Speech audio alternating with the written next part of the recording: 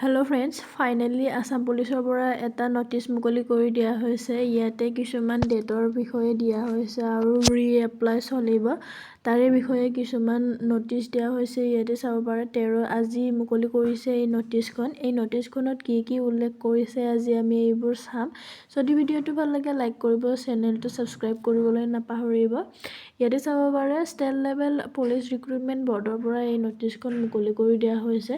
Reference advertisement যিখন আপোনাৰ apply চলি আছিলে তাৰে কিছুমান SI constable, SI sub inspector, UB আৰু AB সাব ইন্সপেক্টৰ কামাণ্ডো বেটেলিয়নছ ৰেছপেক্টিভলি যি পোষ্ট আছিলে তাতে 1 year বঢ়াই দিয়া হৈছে এজ ক্ৰাইটেৰিয়াটো। যেনিবা আপোনাৰ 26লৈকে আগতে এপ্লাই কৰিব পৰা আছিলে, কিন্তু এতিয়া 27লৈকে আবেদন কৰিব পাৰিব। 27 ইয়াৰ্ছলৈকে এজ হৈছে যদি আপোনালোকে এতিয়া আবেদন কৰিবলৈ পাৰিব। ৰিলেক্সেশ্যন আনৰিজাৰ্ভ কেটেগৰীয়ে মানে এইবাৰ 1 বছৰ বঢ়াই দিয়া হৈছে। এতিয়া 26 নহয় 27 বছৰলৈকে আপোনালোকে আবেদন কৰিবলৈ পাৰিব। তাৰপিছত ইয়াতে কোৱা হৈছে যে ৰি-এপ্লাই চলিব।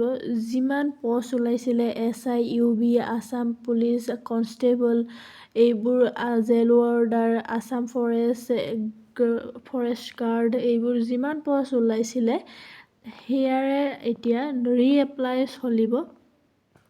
এই ৰি-এপ্লাইটো আপোনালোকৰ 15/2/2026 পৰা 28/2/2026লৈকে আপোনালোকে আবেদন কৰিবলৈ পাৰিব। যথেষ্ট আপোনালোকক সময় দিয়া হ'ব।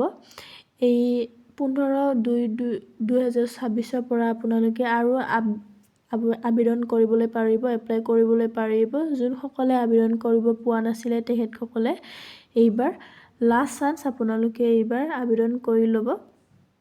এইখিনিয়ে এই নটিচত কোৱা হৈছে। আপোনালোকে যদি আবেদন কৰা নাই তেতিয়াহ'লে এতিয়া আৰু আবেদন কৰিবলৈ পাৰিব। এইখিনি আছিলে, ধন্যবাদ জনাইছোঁ।